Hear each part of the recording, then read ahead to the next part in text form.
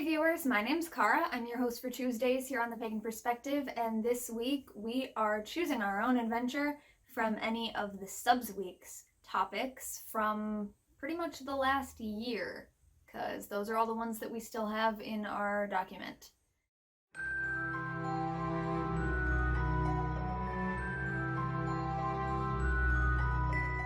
This video will definitely need to be edited because in order for me to scroll back and forth between the topics I have up on my screen, it will stop the video recording. So unfortunately, this will be all in pieces. I will have to edit it. So that being said, I looked at all of the subs week topics since last September, and some of the subs week topics throughout the past year were choose your own adventures for the subs or wildcard weeks where they could talk about whatever they want. So I didn't pick one of those. And some of them were also topics that the full-time hosts already covered as well. So taking those ones out, the ones that I've already done or the things that were just choose your own, there are, I think, 8 others, and I'm going to try to answer at least 5 of them and then see where we are on time. It's going to be hard for me to keep track because everything will be in pieces. I'm going to start with the subs week topic from last November. It was from MintyDandyDannie, and the question was, what lets you know you've chosen the right path? First of all, Danny, hello. I hope you're doing well. It's been a while since we've had a chat. So I chose to answer this because this is something that I feel like I talk about quite often in terms of just on a day-to-day basis. How do I know that I'm making decisions that are in line with my purpose or my magical will or whatever the case may be? So I'm thinking of this more in terms of day-to-day while I'm on my path rather than back at the beginning. How did I know that I've chosen the right path for me in being a witch or being a pagan? Because to me, I do feel like any aspect of our journey is part of our journey. So any path that we choose to take, well, that's the path we've chosen for that day or that month or that year or whatever. And we can always choose to deviate from that path as well. Even when we go on a walk, if we see something interesting over in the distance, we can choose to deviate from the current trail and go check out what's over there. And then we might go off in that direction for quite a while, or we might see, okay, it's not that interesting or it's not for me, and then we come back to the path that we were on. Or we might see something off to the side or up ahead that looks very scary, and we might stop and turn back and go the other way to avoid that thing. And that's part of the journey too. Every bit of that is part of the journey. So I do believe that. So I don't know that I would be able to say how did I know I had chosen the right path, being on this path in the first place, because I feel like I've always been on this path, and any choice that I ever would have made is part of my path. That's what it is. It's mine. So everything that I do, that's my path, right? But ways that I know that I'm on the right path, on a day-to-day basis, I talk about this quite a bit. Getting messages or encouragement from the universe. And there are multiple ways that I know that. So there are certain symbols that have become important to me personally, that it might be a word or a phrase that maybe I'm out in the world, maybe I'm on the phone with my mom, maybe I'm checking social media, whatever. And if I see this word or phrase, number of words or phrases, whatever it may be, certain things that carry weight with me, if I see them, that is a message from the universe that I'm going the right way. And sometimes that word changes. Sometimes it's my theme of the year. Sometimes it's my intention for the year. So anytime throughout the year that I see that phrase come up, I'm like, oh yeah, okay, I'm still on this path. I'm still following this intention or whatever. For me also, repeating numbers, I know it's kind of classic at this point. People talk about that, but for me, I have observed that when I receive a message from the universe and I ignore it, either because the thing up ahead on the path looks scary and I'm trying to avoid it, or I just feel like I'll get to it, I have too much other stuff to do or whatever. But when I already have received a message and I kind of know what I'm should be doing at that point, according to the universe, but I don't do it, I stop seeing those words or phrases, or I was gonna say other symbols, might be specific animals crossing my path throughout a daily basis, whether that's in person or in pictures or whatever, or in my dreams. So I will go through periods of time of seeing none of those things that are like a little reassuring symbol to me. And then I've observed over time that when I finally do listen to the message that I know I've gotten, I finally do whatever it is that I feel that I've been supposed to do, pretty much immediately afterward, I start seeing those messages again. I start seeing those reassuring animal allies, those repeating numbers, those words, phrases, whatever. So I'm not going to tell you what they are because it's very personal to me, but the point that I would convey there is that it's different for everyone, and it's something that, like, the first couple of years of my practice, I didn't have this, you know. It's something that had to develop over time as I noticed recurring patterns and symbols and things that meant something to me, and what means something to me won't mean something to everyone else necessarily. So that's the first one. And it looks like it actually did let me pause the video, but still I'm going to edit because the transitions when I pause videos on my phone are very like weird. Anyway, it let me pause and then scroll, so that's good to know. The next one I want to talk about was in the subweek of December 2019, Show and Tell. It was suggested by one of our Pagan Perspective team members. It was Show and Tell. Is there something you'd like to share with the viewers, like an altar, a favorite place in nature, your pagany bookshelf, etc.? In order to show you my pagany bookshelf, I'd have to show you like half of my house. There is one bookshelf where I keep most of it, but I do a lot of my reading in actually a different room from where that bookshelf is right now. So I have witchy books all over my house. But I talk about those a lot. I do a lot of videos about the books that I'm reading on my personal channel, which is CuteWitch772. It's always linked in the description down there of these videos. But so I'm not going to show you books. And my seasonal altar in my living room right now is in the process of being redone for the autumn equinox. So I cleaned it off the other day. There's like nothing on it right now. So I'm also not going to show you that. So I thought, what can I show people? What's a worthy show and tell? Well, I don't know if it's worthy, but this is a recent thing that my mom sent me in the mail. My mom's always sending me things in bulk packages. We both do this in order to save postage. We tend to collect things in a larger package and then send it all at once rather than sending a bunch of small packages all throughout the year. I don't know how great of an idea that is, because last time my mom sent me stuff, she sent me 2 large boxes. Anyway, one of the things that my mom recently sent me is this little witchy. She's a cloth doll. She's so cute. She just has a solid base, like a beanbag base. She's really cute. She doesn't have a name yet. At least I haven't named her. I don't remember if my mom already gave her a name.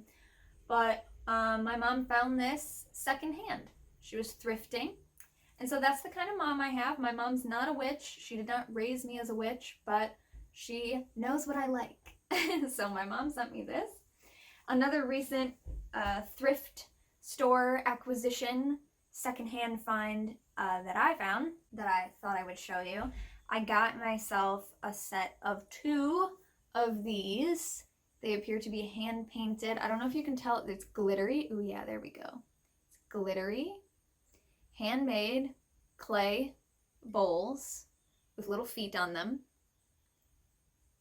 And these beautiful sort of purplish flowers. There's a set of 2 and they're identical, but they're hand painted, so you know they're not like mass produced identical, but they are the same. They have the same flower and leaf design. And I got these to use on my altars as altar bowls, to hold water, to hold earth, sand, put a candle in it, incense on it, whatever. You set it up the right way, they can be used in many ways. So this is something that I bought for myself with birthday money that my mom sent me. So my mom sends me gifts, but then she also sends me some money to buy what I want. So this is one of the things I got myself. I'm always looking for little beautiful things that either evoke the seasons for me because I like to do seasonal altars, or just anything. I have a lot of like offering bowls and offering plates, or like just vessels that I can use for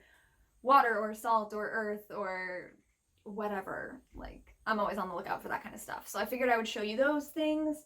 And then, I don't know, have you all seen this picture of me with Raymond Buckland at the opening of the Buckland Museum in Cleveland, where I live?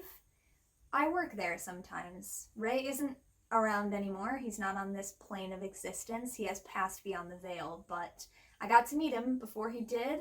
And have you seen this picture of me with Selena Fox? That was pretty cool. We were both at a pagan pride event, and I attended the workshop that she did there, and she attended the ritual that I led, and she was such a big help because getting groups of strangers to like do a ritual with you in a park on a Saturday morning is like really difficult. And I'm super grateful to Selena because she was so enthusiastic and wonderful and like really trying to help me get the energy up there. So I love her. Have you seen this picture of me with Thorn Mooney? Because I met her in Cleveland as well. She came to the Buckland Museum to do a book talk and book signing when her book, Traditional Wicca, A Seeker's Guide, came out. So yeah, those are pretty easy show and tells. So the Subsweet topic from February of 2020 was actually from my friend, Emsisfab. I don't think I've ever said that out loud. Ems is fab. So this is from Ems. The question was, what is your relationship to divination? I thought that was a very interesting way that M worded this question. What is your relationship to divination? I would say that divination and I have a pretty good relationship. I use multiple types of divination.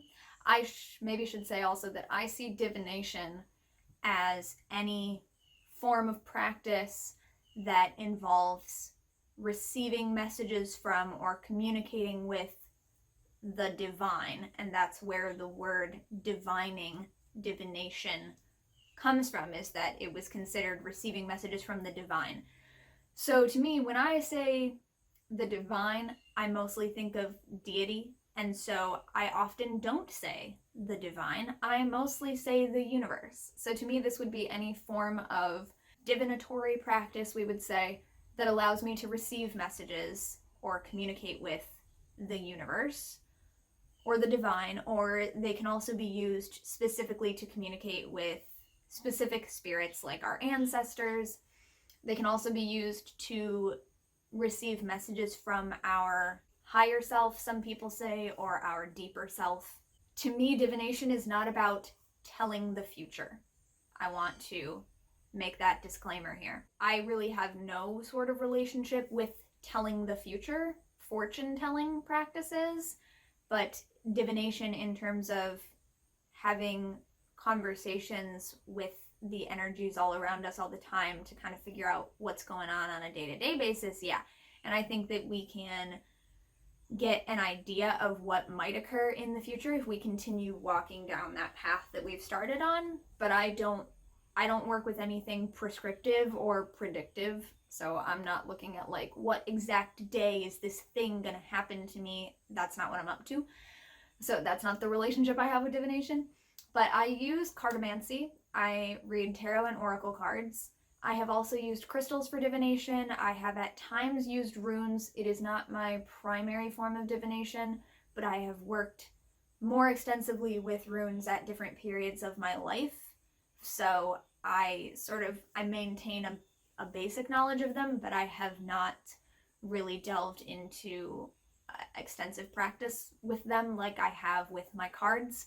Also in the past, closer to the start of my practice, I mostly used pendulums. I used pendulums for divination a lot.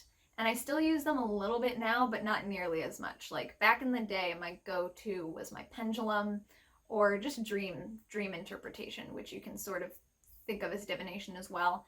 And now I more so go to my cards or scrying. I consider scrying a form of divination, and by scrying I mean forms of divination that involve gazing into reflective surfaces or mutable, changing surfaces. I don't really know how to describe that because fire. Scrying in fire is another thing. or like scrying in the clouds, or the leaves on the trees when they blow in the breeze. I don't know, is that a divination poem? There's one in there, but anyway. Or reflective surfaces, like the surface of water, or a smooth, polished crystal, or a mirror, things like that. So I have done a lot of different types of divination over the years. I tend to go for different ones at different times, but my main one is cartomancy. Thanks, Ems.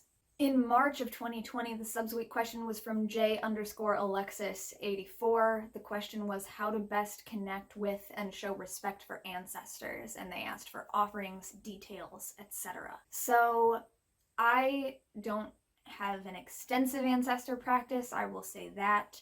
There's definitely more that I want to learn about it. There's more that I'm exploring with it. There is a book that I have not read yet, but that I am planning to read. It is by Phoenix LaFay. It's called What is Remembered Lives, and it talks about developing relationships and establishing connections with deity and ancestors and other spirit beings. So I haven't read it yet, but I know Phoenix. They're one of my teachers, and I really look forward to reading that book. I do feel like it will help me explore this area more as well.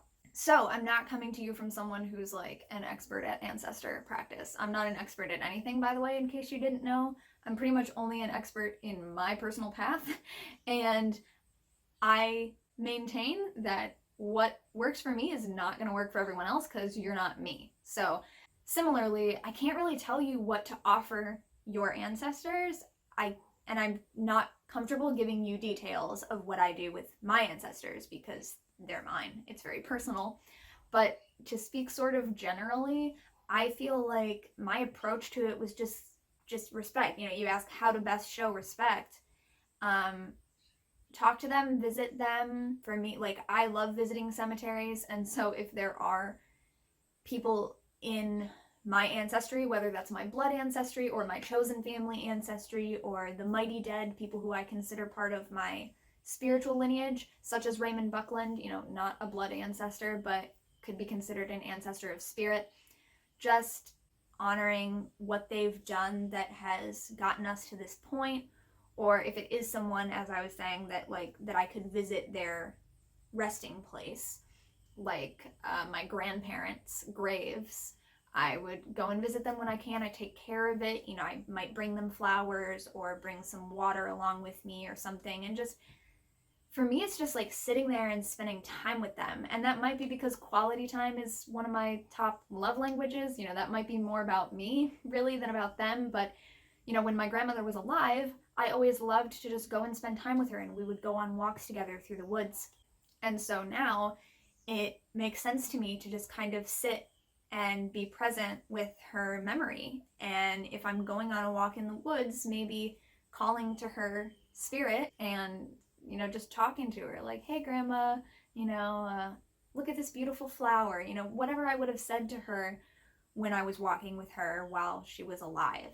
Or when it comes to offerings, I know a lot of us go for food, so their favorite food or things that remind you of them. It really depends. So hopefully that's a good example of, like, because I'm giving you an example of an ancestor who I knew in life as well, it can be very personal like that. And when it's my ancestors that I didn't know in person, it's more just like what has meaning to me that shows that I'm being respectful for someone. Like when someone comes over to my house, I offer them a beverage. So it might be offering a cup of tea and having a tea party with my ancestors, you know, as weird as that might sound. It's just treating them like honored guests. And also, I think if we can, learning about them, if they're not people that we knew a lot about. And I think that goes for blood family or chosen family or spiritual lineage as well, whatever. So that's just me. I know that's not a perfect answer, but that's me. So yeah, I've kind of lost track of how many other topics there are, but there's a couple that I skipped because I don't really have a ton to say about them, and we're already like over 20 minutes, I think. So the last two I want to answer quickly for me, let's see, are the ones that the subs just answered in August of 2020. So the first subs week in August was from Valariel. What are fairies? The text of the topic read, "Thank you for all your great informative videos." You're welcome. Thank you for saying so. Thank you for watching, and thank you for sending in a topic. So they said, may I ask, in your experience or opinion, what are fairies? Spirits of nature, elementals, genius loci, thought forms, gods, taking into account the Tuatha De Danann, a race living parallel to us in another dimension? It seems to be such a broad term. Thanks. You're right. Wow, it is really a broad term. So again, that book that I mentioned by Phoenix LaFaye, What is Remembered Lives, I believe, if I recall, I'd have to look back at it. I might be wrong. I think one of the things Phoenix is writing about in there is relationships with the Fae. So I would go to some of my friends and teachers who I feel like who I know have a really strong connection with the Fae and a strong Fae related practice. So I would go to them to ask questions. But so for me, I think of fairies as spirit beings who live, I guess, sort of on a parallel plane of existence is how you could say it. Like, I think we can't always see them physically in this realm, but they're right here. You know, they're just kind of like, yeah, the spirit realm. I consider them spirits. I think elementals are a slightly separate thing. I wouldn't call elementals fae beings, and I wouldn't call fairies elementals. The term elemental to me usually evokes a different sense of like the way people use that term. So it depends on how you use the term, but I think of elementals as like the spirits of earth, air, fire, water. And I don't think that fae beings have to be categorized into specific elements like that, although there are certain ones that, you know, there are river fairies and there are fairies in the forest and things like that, but to me it's different than saying they are like the spiritual essence of the element. To me, they are a spirit being that lives closely with nature. So yeah. Genius loci, spirits of place, I think that could be part of it. Thought forms, no, not so much. Gods, taking into account the Tuatha De Danann. Yeah.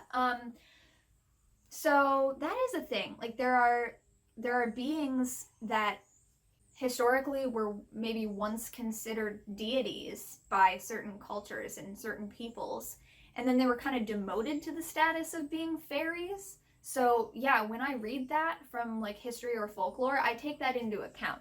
For me, it would depend on the exact being we're talking about, but I know the goddess Anya also had a similar thing happen. Some people describe Anya as being a fairy, others as a goddess. So I will say that when I talk about like spirit beings, kind of like how I said before, I don't really talk about the divine because it makes me think of gods specifically, Godds, gods and goddesses, and other non-binary and gender non-conforming deity. So I tend to just say the universe. Similarly, when I say spirits, I'm using it typically as like a very broad term that includes like ghost spirits, and the fae, and elemental spirits, and nature spirits, and gods, Godds, deity. All of those fall under spirit beings for me. So that might muddy the waters a little bit, but yeah, so what are fairies? Spirits of nature, elementals, genus loci, thought forms, gods, a race living parallel to us in another dimension. Okay, cool. I think I responded to all of those. And then the last thing, the second subs week of August 2020, the question was posed by a member of our team, and it's been on our like backlog list for quite a while. It is something that we talked about in the early years of the collab, like probably the first year of the collab, 2009 to 2010. What is magic? So I know I've done videos about this before, but it hasn't been for years, so I thought I'd revisit it. So the exact wording of this one was, in your experience or in relevance to your path, what is magic? How do you define it? Do you practice it? Does it have a place in your path? I do practice magic. It is not the entirety of my practice. It is part of my practice. So it's something that I kind of do when I feel like I need to do it. It's not something that I do at every ritual. It's not something that I do every day, every week, every month, whatever. And I just said it's not something I do at every ritual. And by that, I mean like spellcraft, like specific little workings of magic. I do consider ritual itself to be magic, and I do consider a lot of things that happen on a daily basis to be magic, because I view magic as being everywhere and in everything, kind of similar to how I see spirit or divinity, if you will. But so I really don't think that there are like days that I go in my life without magic, because magic is everywhere and magic is everything. But I mean, like, when I specifically set out to like work magic, when I say that, I guess I'm really talking about spellcraft. And so that's something that I don't do at every ritual, but the ritual itself is magical, if that makes sense. What is magic? How do you define it? I do tend to go for the, the quotes of what other people have said. The one that a lot of people know, I think, comes from Crowley and other people. The art or science, or art and science, of causing change to occur in accordance with the will. That is one definition that I use. And then also I was recently discussing with some people in my Patreon community that some of us are reading The Spiral Dance by Starhawk together. It's a reread for me, but it's a first read for some people, and we're reading and discussing together and talking about things that have changed over the sort of 40 years since that book came out. So something that we were recently talking about is that Starhawk tends to use a definition of magic that involves calling it the art of changing consciousness at will. And that, to me, is a lot of what magic is about too. But it's also a lot of what ritual is about. So again, kind of depending on how you use these terms, sometimes they can seem kind of like they overlap. So I actually use and acknowledge both of those two definitions. I feel like they each kind of get at something different. So the one definition that a lot of people use is causing change to occur in accordance with the will. And to me, that's kind of broad. Like, change will occur. Okay, how, where, in whom is the change occurring? Whereas the art of changing consciousness at will definition is really putting that responsibility and the action that's happening on us, or in us, as the magician, as the spellcaster, as the ritualist. And it gets at the fact that when we are doing magic, in order to do magic, we are learning how to change our consciousness at will in order to work in a different frame of consciousness. But also, as we are doing magic or ritual or whatever, our consciousness is changed. So I like both of those definitions. I think that they both kind of have a place in how I see magic and its role in my life and in my path and in the world. But I also think that magic is not just something that people practice. It is an energy. It is. I was going to say it is an energy that exists, but the word energy doesn't really feel right there, so I don't really know what the word I'm looking for there is. But I just feel like, like magic is a thing that exists, whether or not people are using it. It is a fact of reality. And, again, it's not a visible thing, it's whatever. It's a quality of existence, and we can choose to learn how to tap into it and use it or not. And it's not good or bad in itself. It is a tool. How we use it is up to us. It's not magic's fault if something goes wrong, like that's about us. It's not magic's fault if we choose to do something harmful with it, that's on us. So personal responsibility is a big thing for me too, but that's not the question. So that's it. There were a few more topics that I didn't get to, but I wanted to see about how long it would take, and it's been about half an hour. So I answered a bunch of them, and that was fun. Yeah, I hope you're all having a good day, a good month, a good year. I hope you're having a good year, but I know it's just not been a good year. So I hope you're doing as well as can be in light of all of the circumstances, and I hope you have a great day. I will see you next week. Should still be one more week. Yeah, one more week of full host weeks and then subs week this month. What day is it? I don't know what's happening. So I'll see you next time. And until then, don't forget to be awesome, blessed be, and goodbye.